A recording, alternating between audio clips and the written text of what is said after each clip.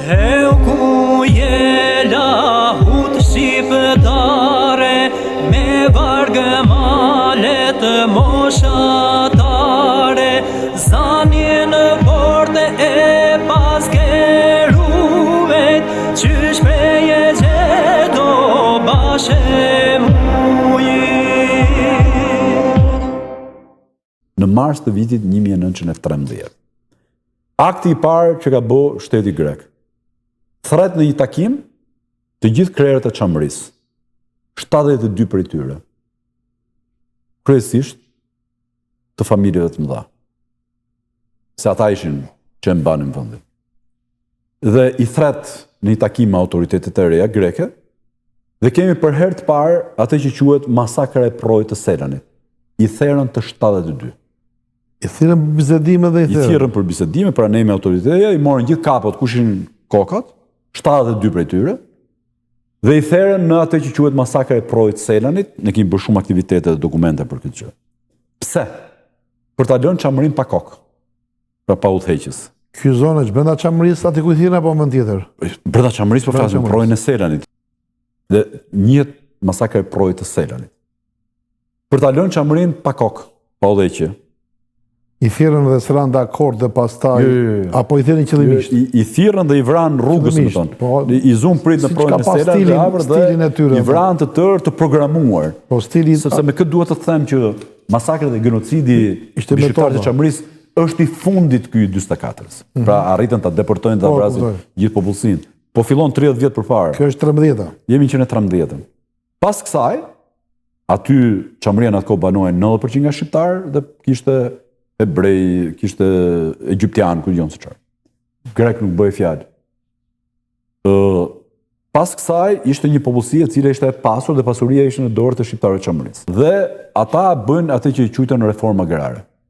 Pra, kush kishte më shumë se 5 hektar tokë njëri në tjetrën, ja sekuestruan dhe i dhanë ca letra me vlerë që i kanë sot e kësaj dite në shtëpi. Kjo çfarë bëri? Shqiptarët e çamërisë nuk ishin më të pasurit e vendit sepse ja u morën pasurinë. Pas kësaj, në çamëri ishte ndaluar me çë bazë ja u morën? Fare, si reforma agrare në Verogjës. Kush kishte mbi 5 hektar, do ta kompensoj shteti me letra me vlerë. Dhe këtë tokë kush e merrte? Shteti grek.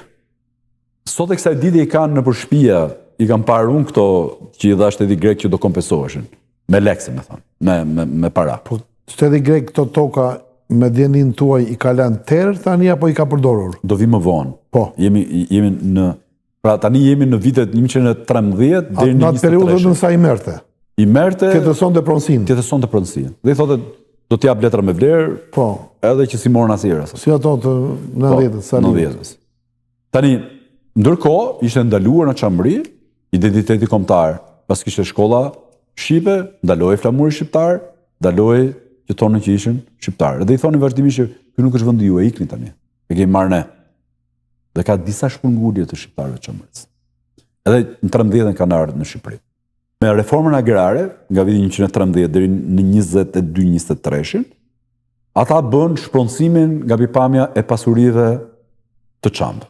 Pra nuk ishin më çamët pronarët më të mëdhenj. Po i mori shteti grek. Administrata ishte greke, nuk ishte shkolla shqipe, nuk lejoi flamuri shqiptar, e thonë ikni tani nga ky vend se nuk është më vendi juaj. Në 1923 kemi atë që quhet Traktati i Lozanës. Pra, masi Greqia sulmoi Turqinë, e humbi luftën etj. Turqia me Greqinë bien dakord që të shkëmbejnë popullsitë.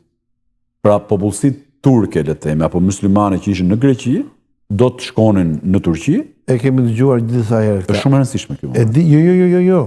E kemi dëgjuar, por nuk dim për thamën. Ja ta them unë. Si ka mundësi, si është bërë ky, se këta grekët që kanë tani janë aziatikë, janë zesë. Ja këtë do të shpjegoj. Pra, në këtë moment ishte një luftë Greqia me Turqinë, sepse Greqia donte ta pushtonte Turqinë, e fitoi luftën Turqia, Ataturku etj. Dhe nga që u bë për shumë Izmir, janë vrarë, Smirna e famshme, ishte kaq e ashpër betesa që në fund fare, të mbledhjet e kohës, i detyruan këto dy shtete që të bënin një traktat, ndanin kufit, dhe me që ishte kaq e ashpër vrasja ndërmjet dy popullatave, le të themi, u bë e pa mundur që popullsitë muslimane apo turke që jetonin tashmë në Greqinë të jetonin në atë vend, dhe u bë po kaq e pa mundur që edhe popullsitë greke që jetonin në Turqi të jetonin në Turqi, po atëherë vendosin që të shkëmbenin popullsitë. Të dy palët ranë dakord. Dhe ç'a ndodh? Grek nga Turqia në Greqi ishin rreth 1.5 milion. Numri të shpërngulurve. Po. Kurse numri të shpërngulurve nga Greqia në drejtim të Turqisë ishte rreth 500.000, pra 1/3.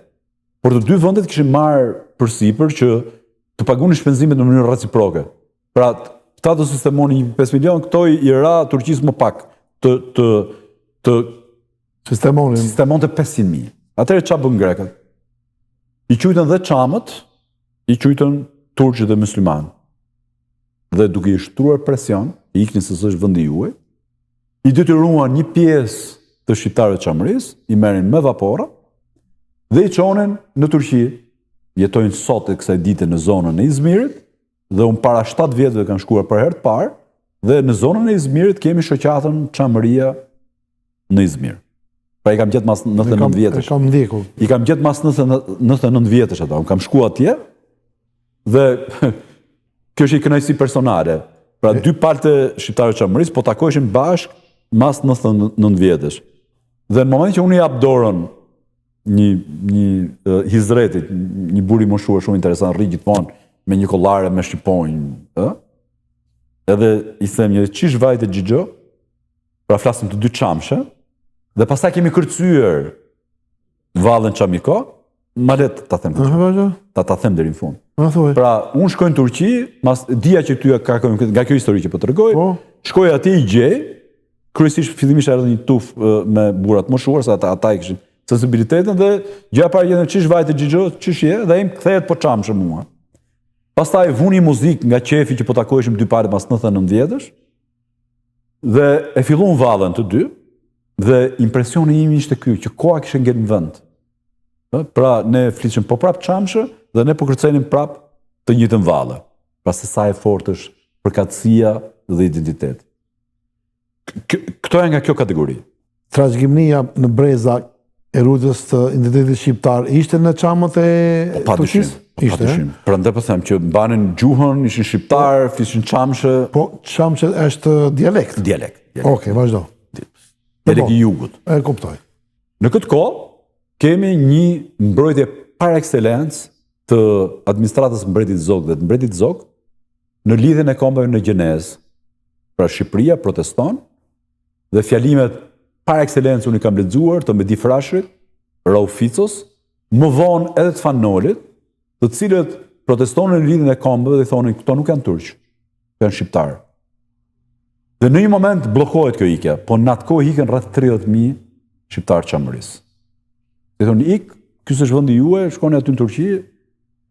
Protestat dhe qëndrimi i qeverisë së mbretit Zog ka qenë për të marrë talone dhe për diplomacinë e sotme shqiptare. Unë i kam lexuar fjalimet dhe qëndrimet e Medi Frashërit, që vinte nga ministër ose ambasador, le të themi, po kështu quheshin ministra në Athinë, pastaj u bë ministri i jashtëm, Rauf Fico gjithashtu. Dhe më mbrapa këtyre edhe kur erdhi Fanoli ka shku vetë në Gjenevë në lidhjen e kombeve. Pas kësaj u arrit që të stopoheshin, pra mos shkonin më drejt Turqisë, ngret një komision miks dhe unë kujtoj gjyshen time në shtëpi, pra nga historia po vike gjyshe ime, i cilën në një moment thotë, donin të na merrnin me pampor, kështu i thoshin vaporit, të na çojnë në Turqi. Dhe erdhi një delegacion nga Frëngu, me atë identifikojnë këta të Europës, edhe na pjesnin ne, qish han, qish gjuhë flisni, qish jeni ju, çamshë, qa jeni ju, qa gjuhë flisni, qarë kombi jemi, dhe ne i thonin që ne jemi shqiptar Muhamedan, pra jemi të besim musliman, po jemi shqiptar, nuk kemi lidhje me Turqinë. Pra bënin verifikimet e zonës. Por dëmi ishte bërë sepse 30.000 shqiptar Çamërisë, ku Çamëria gjithë atëre ishte rendi 100-120.000 banor, Shqipëria ishte 700.000, që të kuptojmë se për çfarë flasim. Dhe ç'a ndodhi? U sollën në vend të shqiptarë Çamërisë që shkuan drejt Turqisë, një pjesë vazhdonin të vinin në Shqipëri, u sollën pikërisht këto që ju thatë, nga Azia. Dhe sollën jo vetëm popullsi greke që vinte e shpërngulur, por shumë edhe vleh. Popullsia arrumune, si i thonë këta. Në këtë moment, fillojnë, le të themi, tensionet në zonën e Çamërisë, sepse çamët nuk ishin më majorancë, ishin gati 50% nga pikpamja demografike, ishin më majorancë, nuk ishin më të pasurit, sepse kishin marrë pasurinë me reformën e kohës, atë që sapo thash, me reformën agrare, dhe filluan tensionet të ardhurit me vendalit, le të themi. Ky tension ka vazhduar vazhdimisht, derisa vim në fillimet e luftës së dytë botërore. Shqipëria pushtohet nga Italia fashiste në vitin 1939, humbet sovranitetin dhe sulmon Greqinë, duke i ftuar shqiptarët që po bëjmë Shqipërinë e madhe. Dhe ju dini se bebi ishte Daud Hoxha, çami që ka qenë patriot, nuk ka qenë ai bariu që kemi mësuar në histori.